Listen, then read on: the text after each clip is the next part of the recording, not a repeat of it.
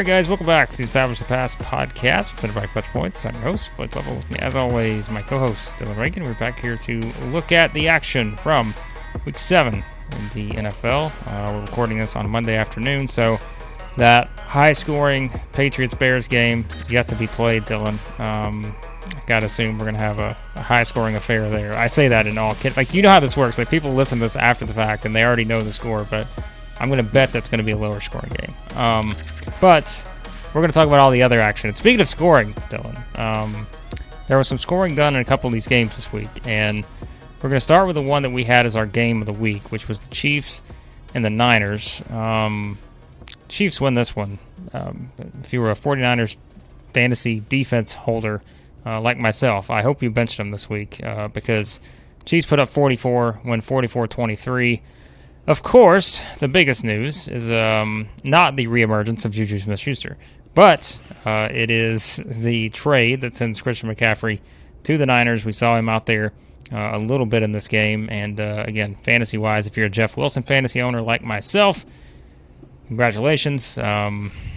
He's going to be dropped very soon. But Christian McCaffrey gets some action in on this one. But the bigger story was that the Chiefs are still the Chiefs, and we said it's kind of a banged up Niners defense, and I think it was pretty clear that they just were not going to be able to slow down the Chiefs in this one. No, the Chiefs had all the answers to every question that the Niners presented them. This is back-to-back weeks now. We've seen them kind of struggle, not expecting that as much in the Falcons game, but here against the Chiefs early on looked okay, but the game really broke open. Obviously, you have at times the offense for the Niners still struggling. McCaffrey looked good I think he had 21 snaps or so and had more carries in the first half. But overall, I mean, the Chiefs just looked like a machine. This is probably their most complete performance of the season. You know, they coming off a game where they easily could have topped the Bills. It was back and forth affair.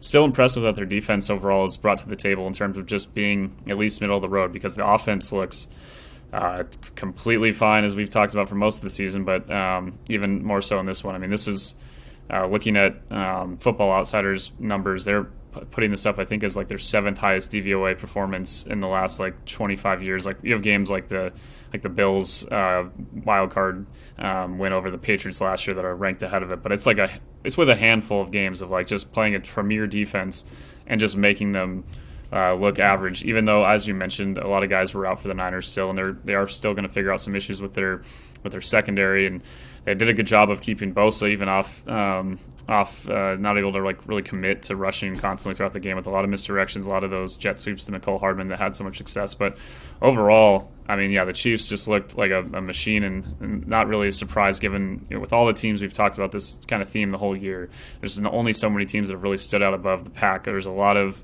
teams we thought were going to be good that are just struggling, and I wouldn't say the Niners are necessarily. I mean, they're 3-4 right now. They've lost to some bad teams.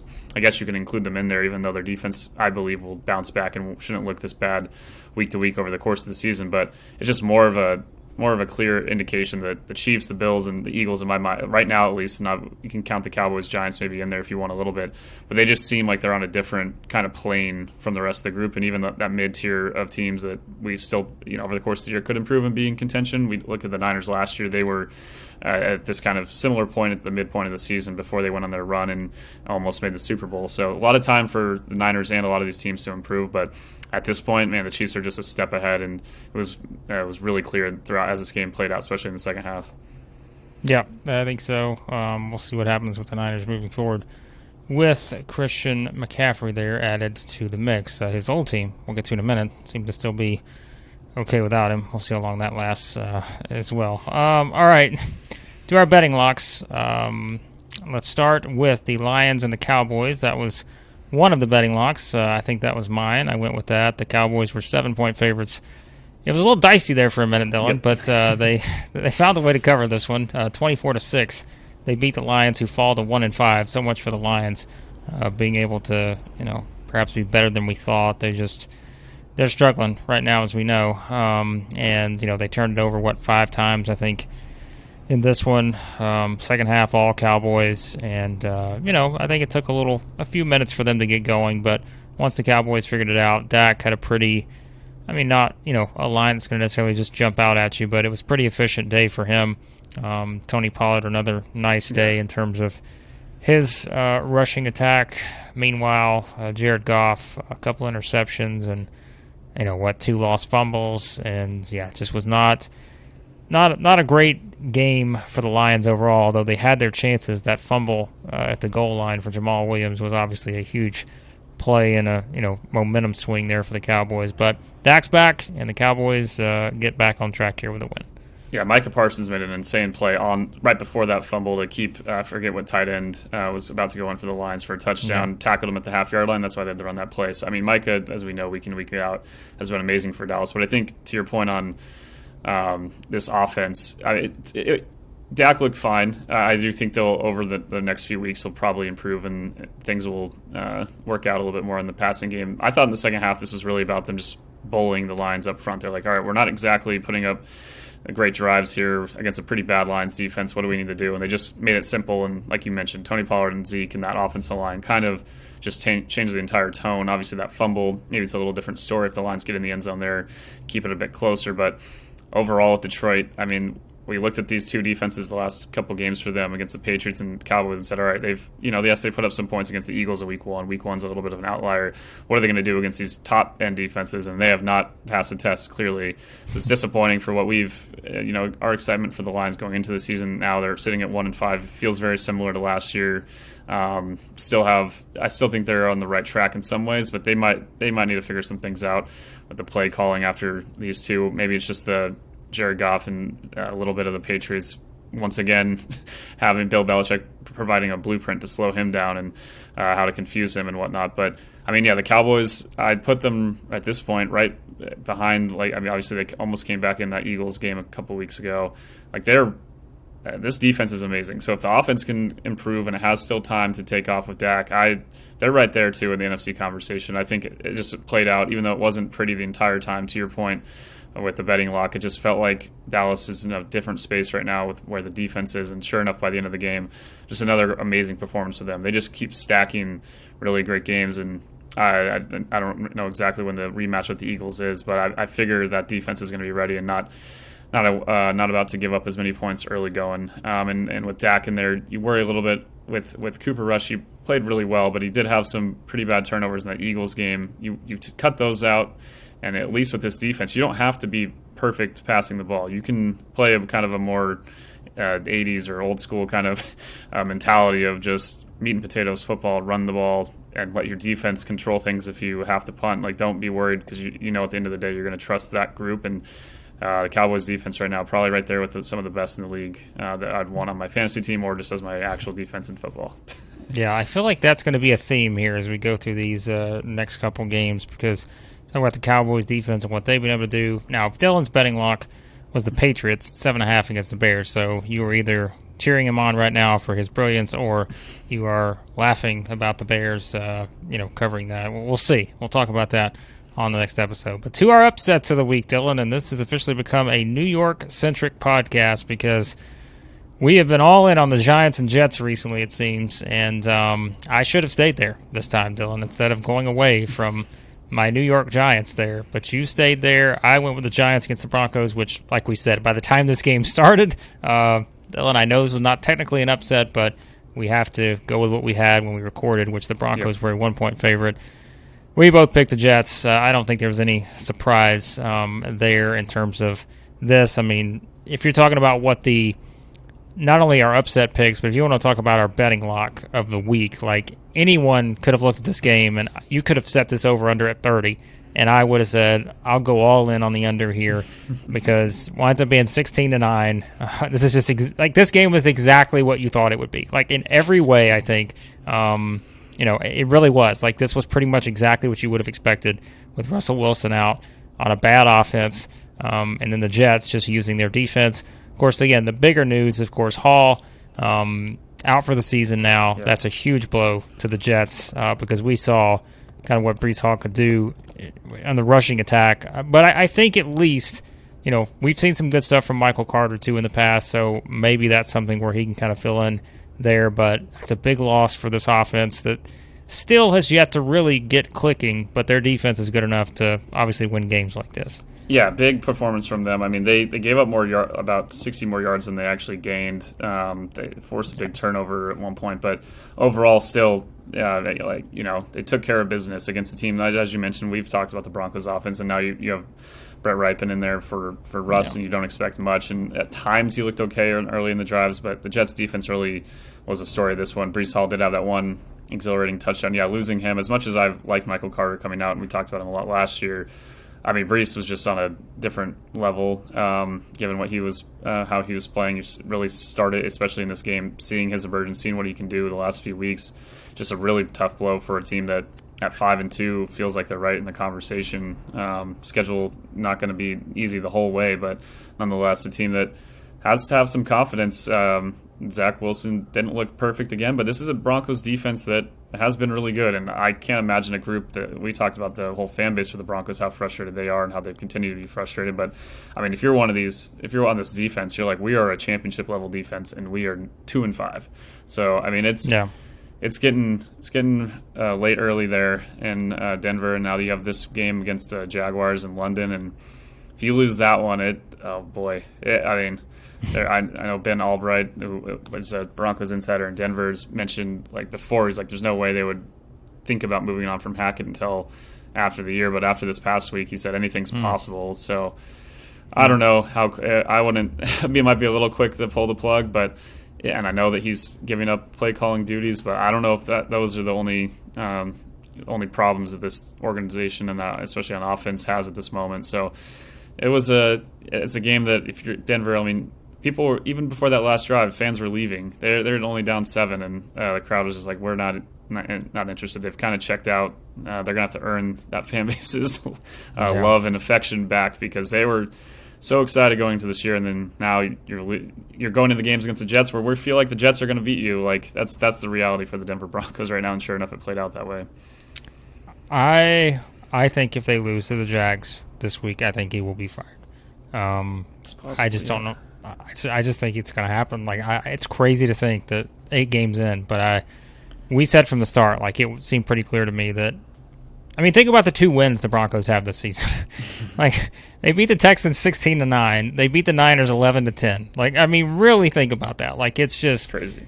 It's very clear this isn't working. And I think if they lose a 5th straight and the Jags are that 5th straight, I think it happens. But there's my prediction we'll save to perhaps our next episode when we make our picks there. All right, to the other New York team, the Giants, who were underdogs against the Jags. I went against my Giants, Dylan, and as everyone knows, I'm not a Giants fan. I've just been picking them a lot this season.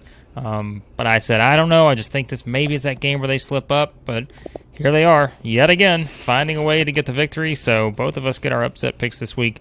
The Giants go into Jacksonville, get the win there, 23-17, and what do you know? The Giants are 6-1, which of all the possible scenarios, of which is more shocking, the Broncos being 2-5 or the Giants being 6-1? I still think the Giants being 6-1 is probably the more surprising of that bunch. Yeah, this Giants team just finds ways to win, to your point. I mean, for the Jaguars, from their point of view, another missed opportunity. They've had a number of these games where the offenses look great and they just get to the red zone and things fall apart and they settle for too many field goals, end up having to go on 4th downs and miss those. Same kind of theme here, and they still had a chance there at the end. It did help, obviously, Saquon stepping out to give and some penalty calls that I know Giants fans felt were pretty favorable to Jacksonville, but they're still 1 yard away at the end. That's kind of been the nature of this Giants season. They're 6-1, but they just keep pulling rabbits out of the hat. I mean, every single week, I feel like this one, it was kind of like after last week, I was like, if they win against Denver or against they play Baltimore, I was like, I got to just pick them most weeks because they're, even if I don't necessarily feel like they're the best pick, they're going to find a way to win. And I'd also read they never won in Jacksonville as a franchise, which is kind of nuts, but you think they've only played there probably 4 or 5 times. And there was it was a sea of blue. So many Giants fans down there, and they rose to the occasion again. Daniel Jones, again, has not always been perfect throwing the ball. I don't believe, do they even have a receiver? I think I may have seen this stat. They don't have a receiver over 200-something yards total on the season. It's some ridiculous stat. They just keep running the ball again. In this one, they rushed for 236 yards. Saquon looks amazing as long as he stays on the field and Daniel Jones stays healthy. it might not always be pretty. It might not be the exact way we've usually seen offense operate, but it's working enough. And there's still the full DVO rankings haven't come out yet after this one. They're still probably similar to like what we looked at with the Titans last year, where they're kind of in the middle of the pack despite leading the entire AFC in DVOA. I imagine the Giants will kind of be in that similar spot. I'd say out of the units, with more surprising their record than the Jets. The Jets defense we thought might be better, and it's probably exceeded expectations. But the Giants are just, I mean, they you look at all the stat lines too, and it's just everything they've done, and it's like this isn't a 6-1. You look at, if you didn't see the scoring itself, but just like the yards and the turnovers and different things, you might think this team is probably more like 4-3. But here they are in the driver's seat in a NFC that has teams like the Packers and Bucks and Niners all sitting at 3-4, the Rams at 3-3. I mean, they're in a great position, even if they don't perform at this level throughout the year, to at least get in the playoffs. I'm not going to say they're going to top the Eagles and even Cowboys over the course of the year. But, I mean, they've definitely brought something more to the table, and it's got to be really fun for Giants fans that you feel like even if maybe Daniel Jones, and right now there's a lot of hype around him and a lot of belief, and I don't blame that fan base for being behind the guy with some of the things he's gone through in the coaching staffs and whatnot over the years. But you just have to feel right, like you have with Brian Dable, you're in a great place moving forward. I think that's the biggest thing that we've learned with this team, that personnel's only going to get better, in my opinion, with the draft picks they have and some of the young guys they have and how they develop. So even if Daniel Jones, maybe this isn't the right time to have that conversation about him as the future franchise quarterback, but I still feel just great if you're a Giants fan about where you are as an organization right now. And that's crazy to think, given we aren't that far off from them just cycling through coaches and all these years of losing games. I mean, I think they've already won more games this year than probably any of the last few seasons. So it's all happiness in Giant land. You said 191 is the top receiving. Richie James has 191 yards receiving. Now, there are 7 receivers between 92 yards and 191 yards receiving for this team. So if you talk about, if you think the Broncos are anti-fantasy, the Giants receiving core is anti-fantasy because, but that doesn't mean Daniel Jones isn't, Dylan, and we'll get to him in a minute because he's actually been an interesting option fantasy-wise, spreading it around. So, all right, so we get our upsets right this week. Now let's go into our quick picks, and then we'll talk more about some of that fantasy stuff, stock up, stock down. Going all the way back to the Thursday night game, the breaking news on that one was that there was a touchdown scored, and it was actually put up some points. Yes, quite a few touchdowns. So the Cardinals win 42-34 over the Saints. A much more entertaining game the past couple weeks when we had the Broncos, Colts, and Bears, Washington. This one was a lot more fun. Andy Dalton, an interesting stat line, 4 touchdowns, 3 interceptions. But the bigger story is, again, that the Cardinals able to pick up a couple of touchdowns on the defensive side to really kind of separate themselves, scored 28 points before the half, and from there were able to hold on for that win. Yeah, the Saints made it close late, but like you said, the Cardinals, when they got those 2 pick sixes, you felt like the game was over. Cardinals still put up a couple touchdowns in the second half. Overall, thought Kyler looked kind of like we talked about going into the game. It just felt like when DeAndre Hopkins is back, that safety net is so important. And sure enough, had quite a few targets for the exact stat line, but nonetheless had a pretty big game in his first game back. And you just felt like the offense was more comfortable. They put up as an offense 28 points, obviously with the 2 pick sixes. So maybe against the Saints defense, that's pretty solid. A defense that has been giving up some more crooked numbers lately, despite early in the season looking quite good. It's kind of just the nature of where the Saints are at this point. I thought their offensive line looked better in this game, but I don't know if it's more so just the Cardinals defense still has some things to be desired. Just 2 kind of teams that I don't right now are in that next group, even though the Cardinals are still very much in the thick at 3-4, and even you could argue at 2-5. The Saints are only a game and a half, I think, behind a wild card spot, but I'm not feeling overly confident in either team. But at least for the Cardinals, with DeAndre Hopkins, I mean, this offense still has enough playmakers, and maybe if the defense can be opportunistic like this, maybe they will find themselves back in the playoffs with a weaker NFC. So I just think a game that the Cardinals, both teams, you kind of felt like at 2-4 going into it, they needed to win if they wanted to ultimately still feel like they got a good shot at the postseason. And I definitely feel a bit better about Arizona right now for that than New Orleans. The streak had ended at some point. The Falcons did not cover. The Bengals get a 35-17 win over the Falcons. Falcons scored all 17 of their points in the second quarter, which made you think, all right, they're going to find a way to cover. didn't happen. All the scoring pretty much in this game took place in the first half. Joe Burrow throws for about 1 million touchdowns. He throws for 481, 3 touchdowns. I think he had a rushing touchdown in there too, didn't he? Tyler Boyd just went off in the first half. And, yeah, just a wild, kind of Bengals-like game where they just put up a lot of points in bunches. And obviously that was the big story of this game. Falcons offense, meanwhile. It's time to say it, Dylan. If you're Kyle Pitts fantasy owner, it's time to cut ties. Like there's no reason to hang on at this point. It's not happening. As good as he is, it's just not happening in this offense.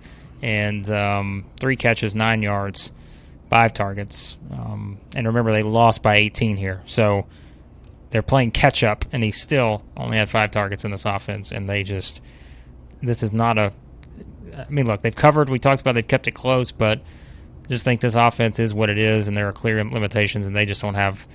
I don't know why I ever kind of thought they'd maybe be able to keep up with the Bengals here, just because the 2 offenses are on different universes, I think.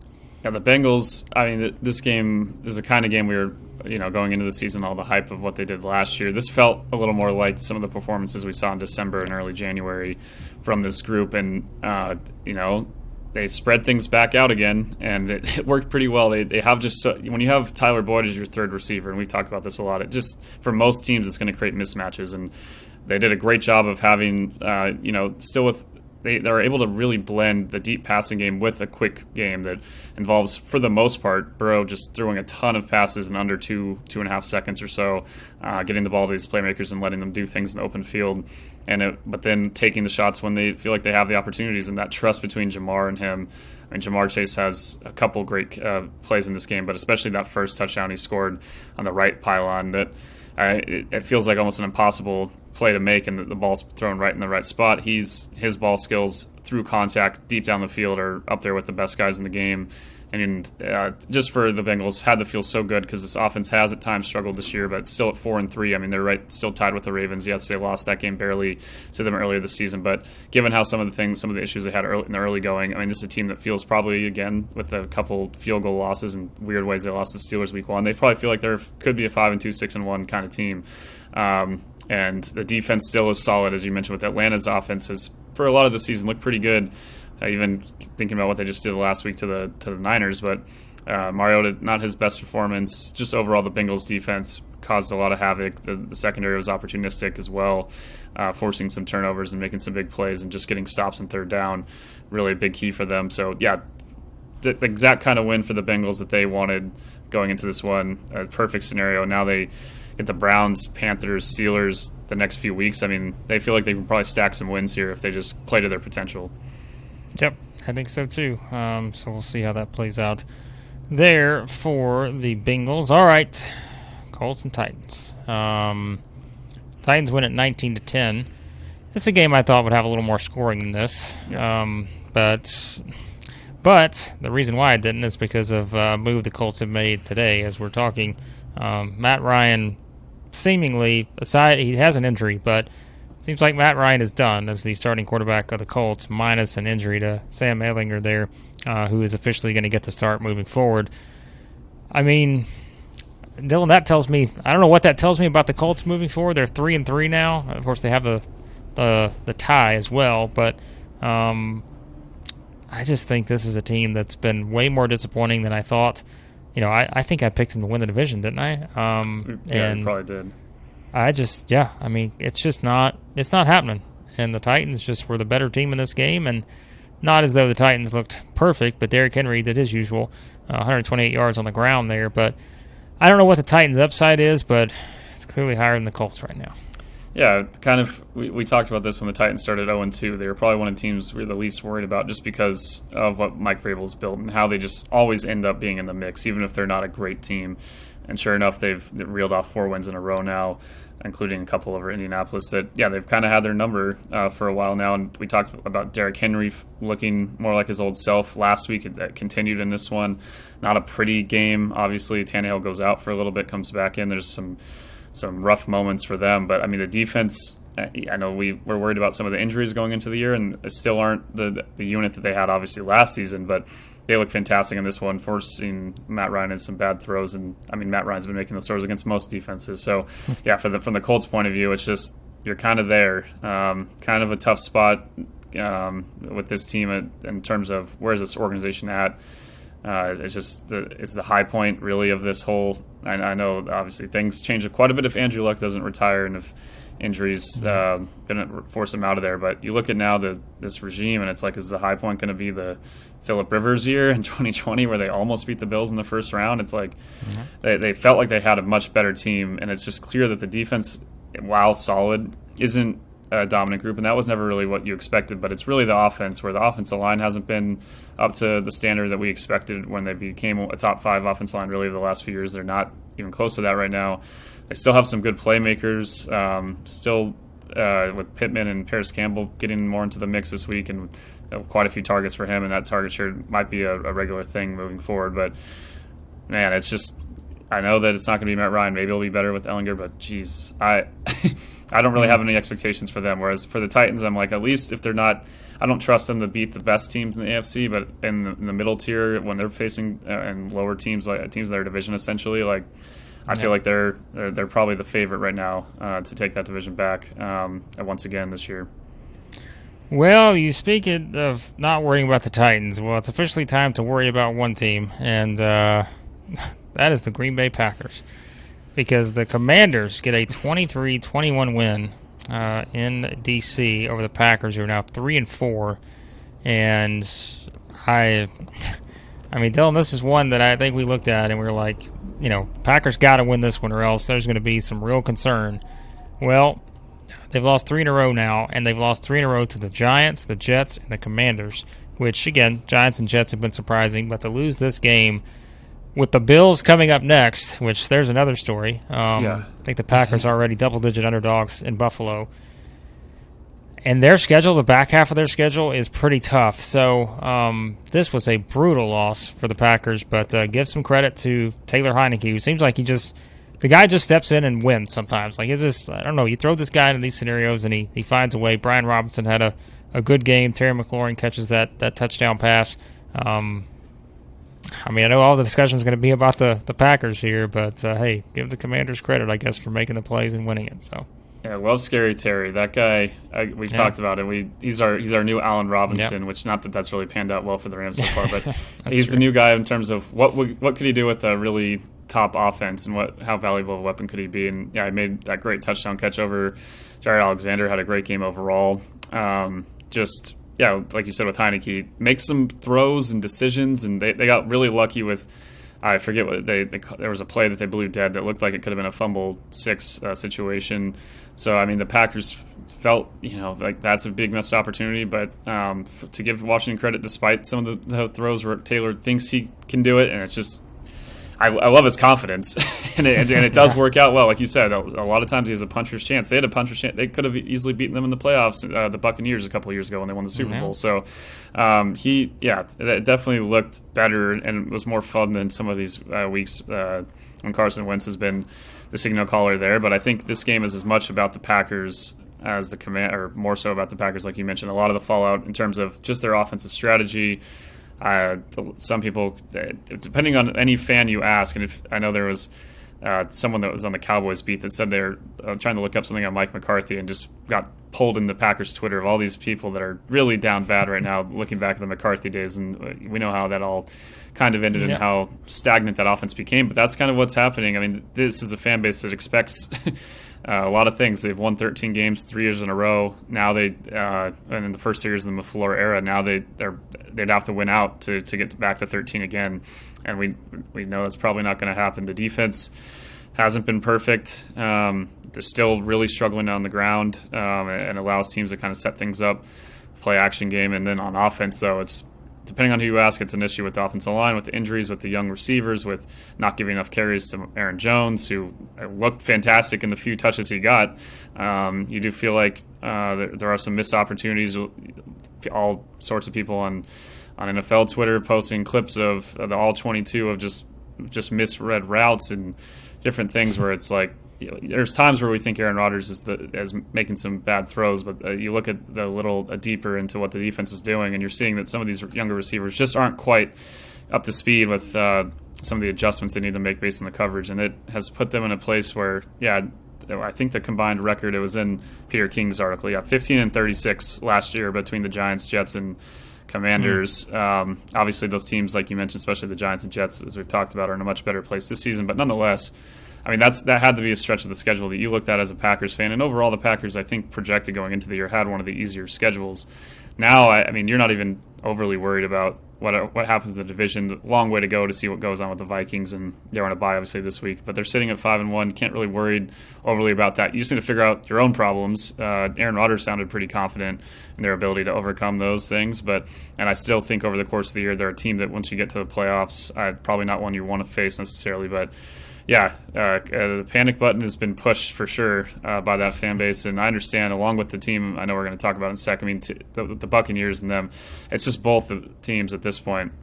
Just we expected so much. Maybe you get a little complacent with the greatness of these, with what Brady did in his first 2 years in Tampa and what the Packers have done in the LaFleur era. It's not easy to just continue going at that same rate, especially when you lose a guy like Devontae and. Hopefully some of these younger receivers figure it out, because otherwise, man, it's kind of a brutal spot right now. But I still have faith in the Packers to figure it out. But what does figuring it out really mean? I don't know what their ceiling is at this point. It might be in the NFC a little higher than if they were in the AFC. I'd have maybe bigger concerns, but they still have time to figure it out with a schedule that isn't up there with the toughest in the league.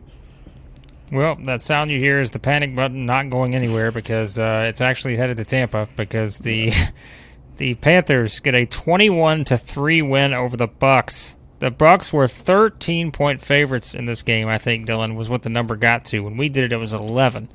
13-point favorites here, and not even close. I mean, this was just... I mean, we all know I picked the Bucs to win the Super Bowl. My Super Bowl picks right now, the worst Super Bowl pick in the history of picks, between the Bucs and the team we're going to get to here in a few minutes. They just look bad. I mean, they could do nothing. I thought that Brady and I thought they would shred this Panthers defense, and I thought the Panthers offense would struggle without Christian McCaffrey, but it's like it was complete opposite. What a mess there for the Bucs. They still put up a decent yard total if Mike Evans doesn't drop the ball. They almost have 400 yards on the day. But, I mean, they were a combined third and fourth down, 3 for 16. I mean, that's just not going to – the Panthers defense had a lot of answers. I don't know if the Bucs were tipping the plays. I know they've had issues with their offensive line, but, I mean, it looked like at times in the passing game the Panthers were just blanketing the receiver. Like, they knew where the guys were going. And that makes it really hard for an offense to figure out how to move the ball down the field. But it is probably the worst. I mean, not even probably. It's definitely the worst offensive line situation that Tom's dealt with since he moved on to Tampa. I wouldn't say, or maybe it's even worse than his last year in New England, where they had some struggles, and especially when they lost those last couple games to the Dolphins, and then the last game in the playoffs to the Titans of his Brady's New England career. But it was. I mean, these games. This is the NFL, though. These games kind of, one or two of these every year we get where it's just like you feel like it's a sure thing. Next thing you know, a team just gets thumped. The Panthers still have a lot of pride. They played really well. And the defense has been, for large portions of the year, pretty solid. They've had some pick sixes and different things we've talked about. But, I mean, the bigger surprise, I think, was what Carolina's offense at times was able to do. P.J. Walker had a really nice touchdown pass. But the story was obviously both Foreman and Hubbard just going off on the ground against a Bucs defense that has prided itself over the years of being one of the top run defenses, especially the last 2 years. So it's I think almost I don't know if I had to say, like, if I'm more concerned about Tampa or the Packers, I might be a little more concerned about Tampa, because I don't know at this point of what guys, especially on this game on this field on Sunday, like, they're not missing some key pieces that I think like really could help, like, moving forward. Like, guys that are injured, that they're most of them that we're not playing on Sunday are not going to come back. So you can't look forward to them coming back at some point to help you out on that offensive line, and on defense, and some of the guys they've lost in free agency are just going to be really hard. They ran it back with all their starters from the Super Bowl defense last year. They were not going to be able to do that again going into this season, and it's led to a really stagnant offense that I think it's like 20 some odd drives. They have one touchdown over the last 20 something drives for Tampa's. And man, it's a team. We were just mentioning. You mentioned the 3 teams the Packers just lost to. I mean, to lose back to back to the Steelers and Panthers with what we've seen from Pittsburgh, it's brutal. And it's not going to get easier for them over the next couple weeks. They get the Ravens and Rams and Seahawks, given what Seattle's done. So. I maybe was giving too much credit for the Packers' schedule. Maybe it was they've already played the easiest part. They do have the Bills coming up. They do have the Cowboys coming up and the Eagles coming up over their next 5 games for Green Bay. So I think you can sound the alarms for both teams, like you mentioned. But I personally, in terms of just the quality of what I don't see as many answers quickly for Tampa. I hope they find them. It's a lot of fun when this team is in the mix, and I still think they can be. But right now, it looks like a unit that I don't know. It's especially that offense that I have really big concerns about over the course of the year. Are they going to be able to come into things? Leonard Fournette doesn't look the same, but it's also the offensive line itself. So just a lot of question marks, and I don't know how much they can really address at the trade deadline. They might try. We have that coming up, so maybe they'll try to make some moves to address some of those problems.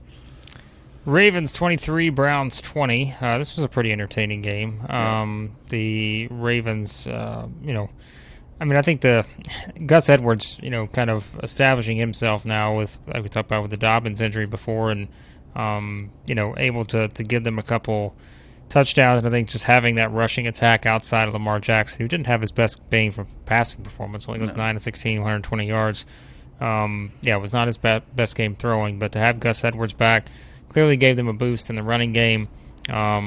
It's like, kind of at this point, Devin Duvernay is going to make a play somewhere, and I think that kick return, I think he was able to kind of put them in a position there with that one. On the flip side, I think losing Njoku for several weeks is a bit of a blow to this passing offense for the Browns because he's been really good this season. But pretty good game here, but the result was kind of what you expected.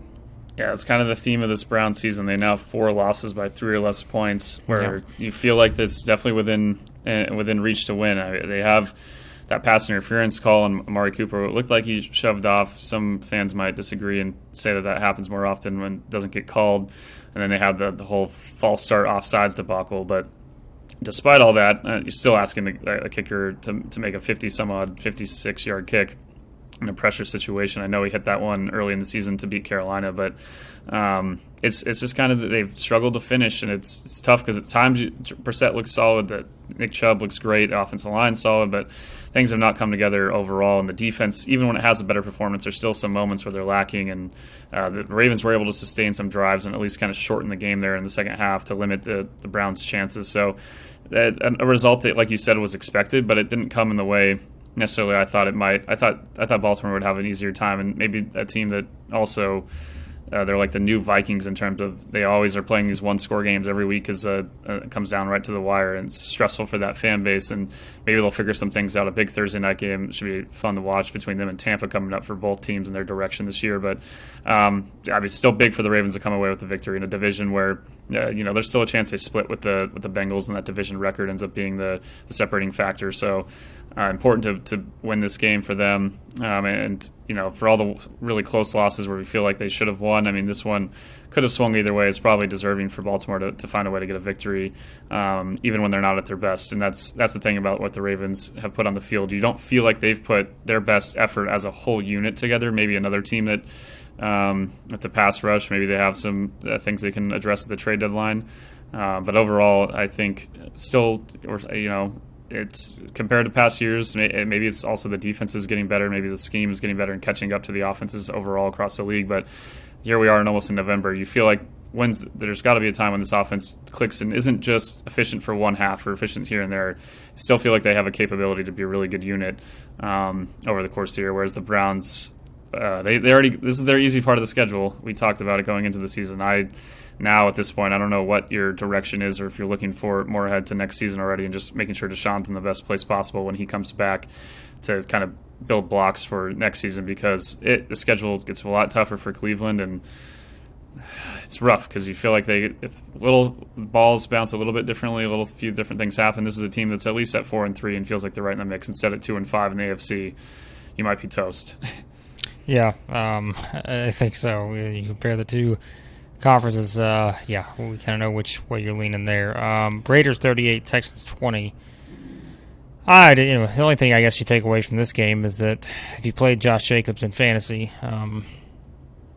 this guy right here, not good. Not good, Dylan. If he was on the opposing team, you were in trouble, and that's what happened to me. I got Jacobs this week in fantasy. 20 carries, 143 yards, 3 touchdowns.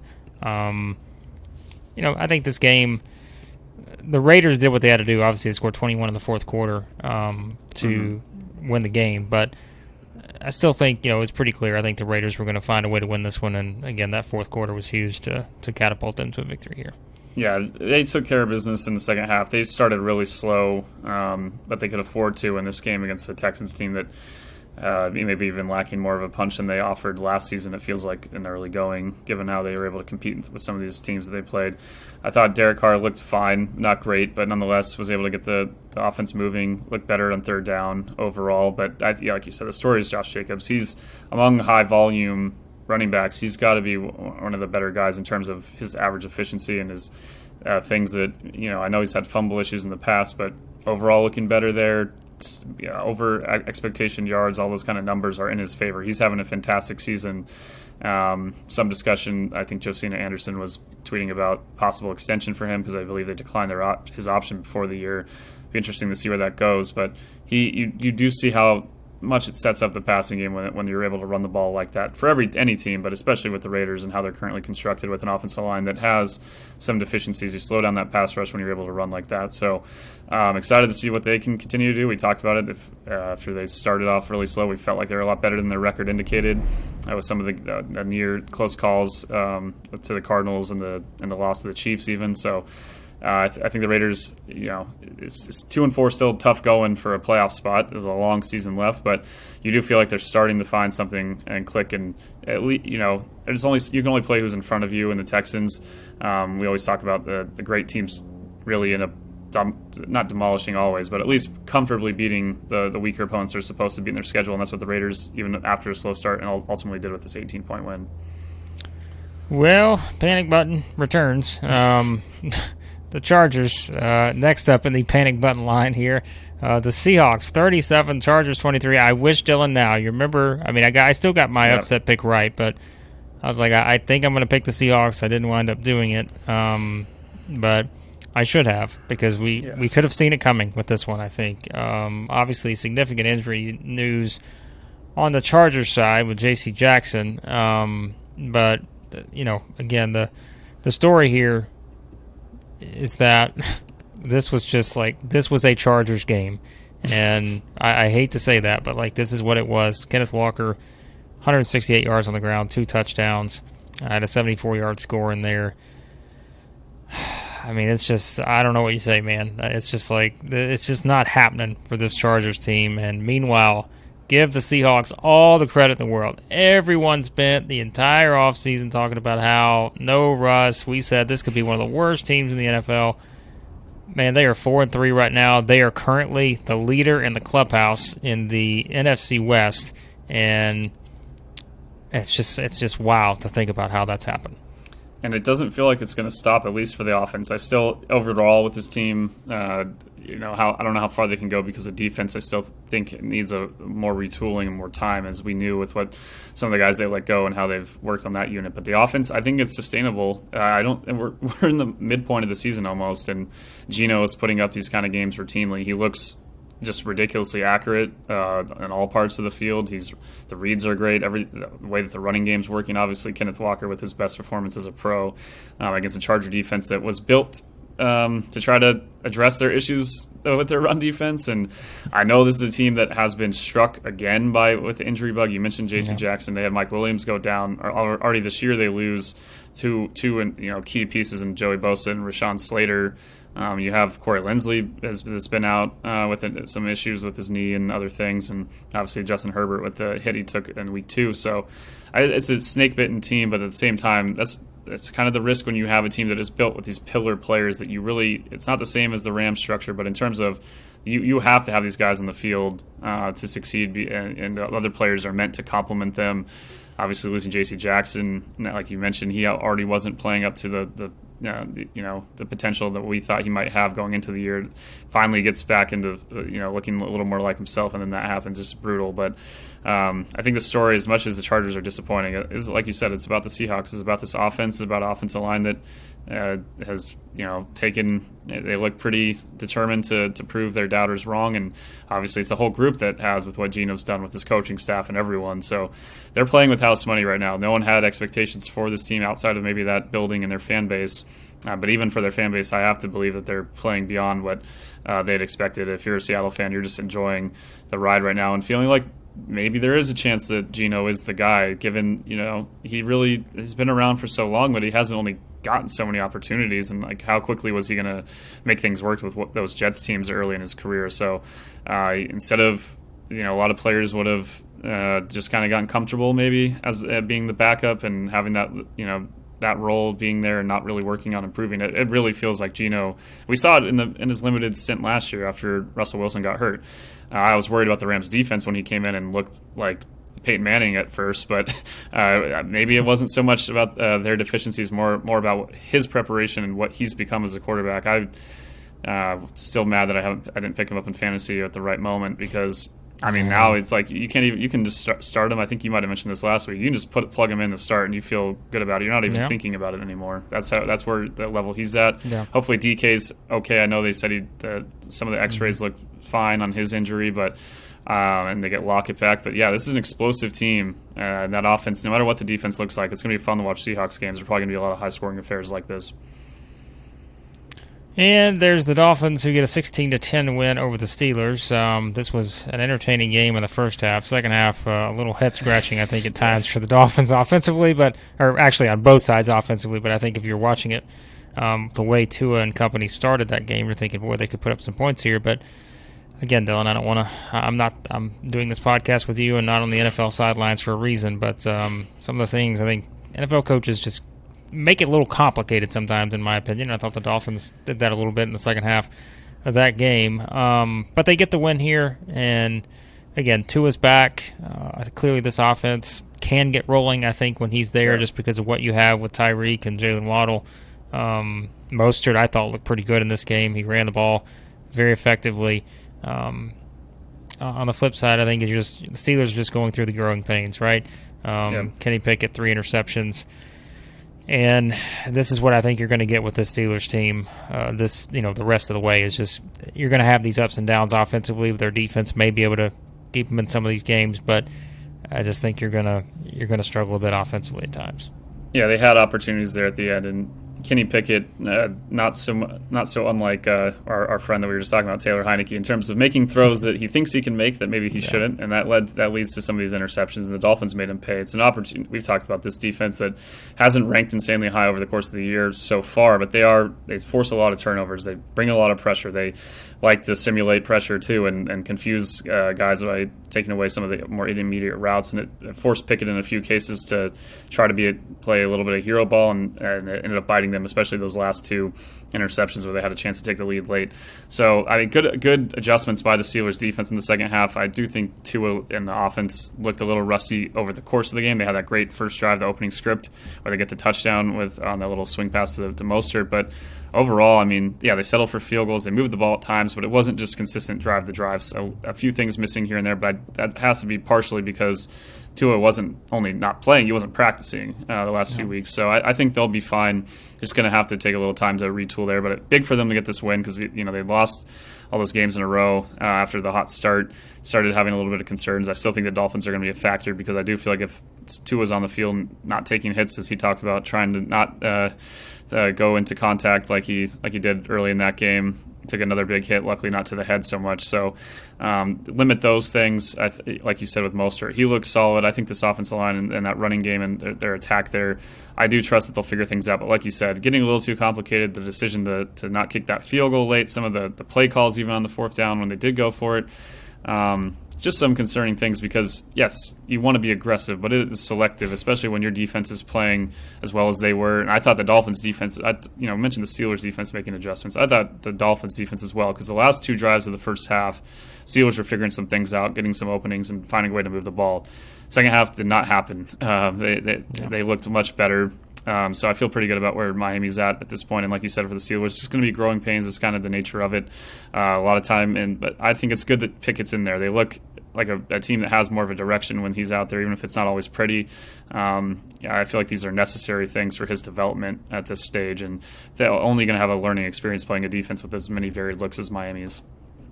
All right, there are your games for the week. Now on to a couple things before we wrap up. Dylan, our stock up, stock down. I think our stock down is pretty obvious in several instances in terms of some of these teams we've talked about, but I know stock up, we've kind of talked about the Seahawks and Geno and company. Who else do we have on our list this week? Yeah, Geno and the Seahawks had to be number one. I know our stock was already higher on that offense. It should even be more Seattle's offense than anything, but they're already high, but it took it to a different level, what they just did to the Chargers. I know we have seen teams like the Jaguars do that against the Chargers already this year, but I think that was they had to deserve some praise for that. I think the Bengals offense took some big strides in terms of, we talked about in that segment as well. They looked just, the approach was very different. They've really varied more, just way more of spreading things out than they were early in the year. I know Joe was getting hit a lot early in the season, and at times it looked like he was even mouthing to the sideline like to go out of empty, but that's when they're at their best, and when he gets the ball out quick and those openings are there, it's just hard to compete with the talent level across that whole pass catching group. Even Hayden Hurst gets 7 or 8 targets in this one. Pretty balanced share of targets between Boyd, Chase, and Higgins, and you look how lethal they can be, and I know against the Falcons defense that overall maybe not great, but still has looked better this year. Stock further up for the New York teams. It was already higher, but I think with the Giants in particular, with the way that they've found ways to win, I mean, it's not so much at this point I'm thinking they're just getting lucky. I know I still mentioned that they're probably DVOA-wise going to be more in the middle of the pack, but I think I do believe in Brian Dable. That's probably a shirt. I imagine that's already out there, but if not, then we should get one, because how he's turned around that whole approach, the feeling about the Giants organization, and how that fan base feels. It's pretty awesome. And then also with the offensive line for the Seahawks playing well. I think Kenneth Walker, obviously his coming out party performance he made, it kind of looked like that Michigan State game last year where he was running all over that defense. He did that up to a few teams that I want to compare the Chargers to. I think it was Northwestern and Rutgers, if I remember correctly. But I mean, Kenneth looked I don't great. know. The Chargers are kind of a Northwestern team. Like it's not really that off. I guess not just because they have Rashawn Slater, but no. I think Kenneth looked. I mean, along with, unfortunately, as we talked about, the Breece Hall injury, but I think those two, we had high expectations for both of them. But I think they both, and hopefully Hall comes back fully healthy next year. But Kenneth definitely looks like they found their number one guy for a long time in Seattle. Yeah, I think so too. So, I think that's, you kind of look at that, and like we said, with the down group, I mean, the Packers, the Bucks, we talked about the Lions offense earlier. Just, I said at one point I thought Jared Goff could be a sit-it-and-forget-it quarterback, not with some of these recent matchups, to say the least. So. It's kind of like there was a point where Kirk Cousins, we talked about him as a guy that you just looked at the matchup in fantasy and you knew for sure he was going to have a big day if he was playing like a bottom half defense. And if he's playing a top 10 defense, you'd sit him. I mean, I think maybe you're still at a point with Goff, or maybe you wait to see him come back again with another a solid performance against a better or even like a worse defense. But yeah, I put them obviously there with putting up 6 points the last 2 weeks again, or 2 games with their bye between.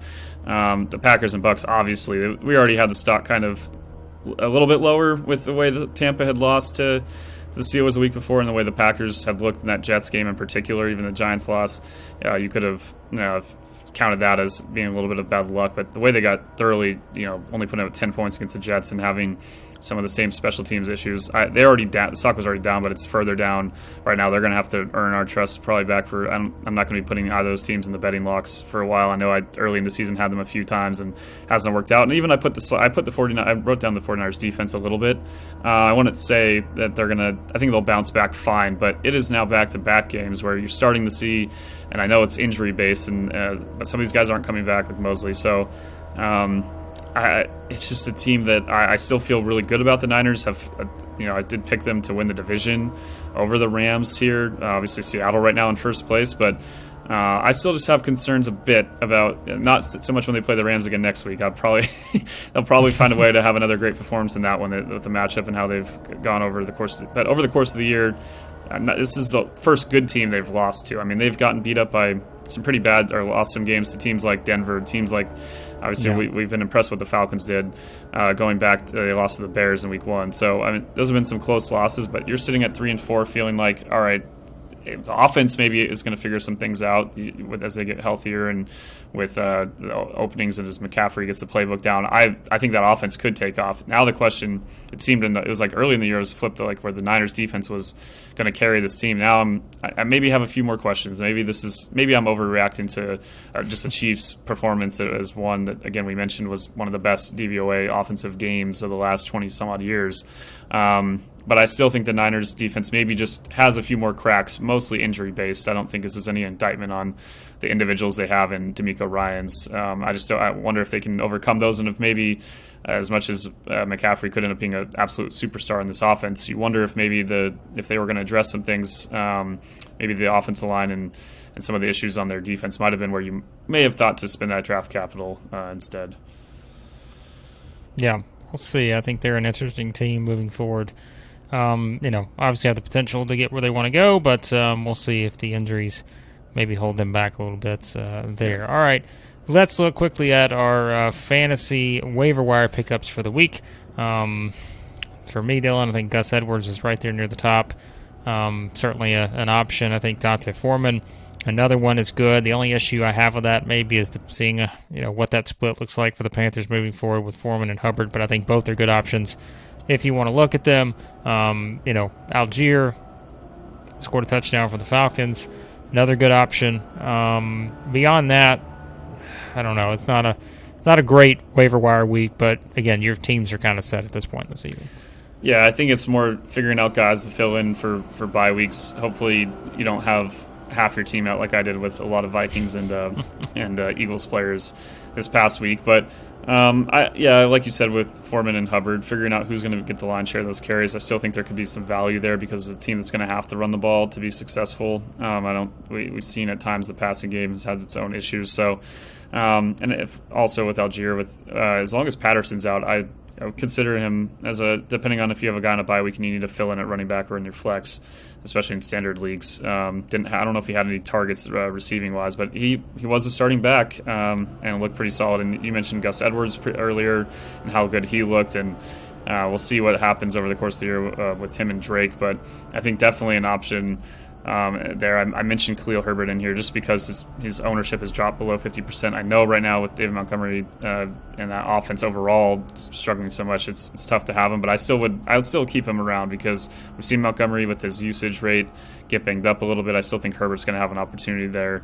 Receiving wise, Paris Campbell's targets up to I think 12 this past week with the Colts. I know we have concerns over the Colts overall, but if you really are short on receiving depth, I think at least you can count on him getting a good share of targets. Greg Dulcich, the tight end from UCLA, with the Broncos the last few weeks, I think he's going to still have that 6 to 7, 8 targets per game. Even Evan Ingram there with the Jaguars, he's owned in only 33.4% of leagues. These aren't going to be their star tight ends, but there's only so many. If you look at the depth of the tight end scoring across fantasy football, it is not great. So and it's been really as kind of a spread out group. So it's all about finding guys you just feel comfortable, at least, even if they're not going to be scoring touchdowns, at least they're going to be getting some targets and have a chance to get that red zone TD. So those are two guys the tight end spot I'm keeping a better eye on.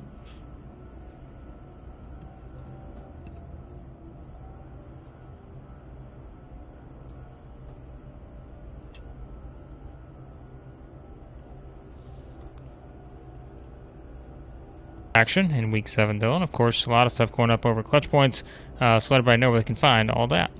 Yeah, you can go to clutchpoints.com to our NFL section. We'll have our waiver wires article along with this podcast up tomorrow with more insight on all the players you should be picking up there. A lot of still fallout from the games this past weekend, and looking ahead, we'll have in the Clutch Points app, obviously, all the Week 8 games. You can follow the World Series, go Phillies. You got the NBA action, obviously, in the Clutch Points app. So lots of stuff in there. We're going to start pretty soon having our power rankings for the NFL kind of featured in the app in a different way. So some fun stuff going on there. Lots of fantasy stock up, stock down stuff we'll have in the middle of the week. So all that you can find at clutchpoints.com, the NFL section, if you search fantasy sports. Yep, check it all out there. And as always, be sure to subscribe to the podcast. Any podcast app you use, search for Stabs Fast. Thanks as always for listening to the podcast, and we'll talk to you next time on the Establish the Pass podcast.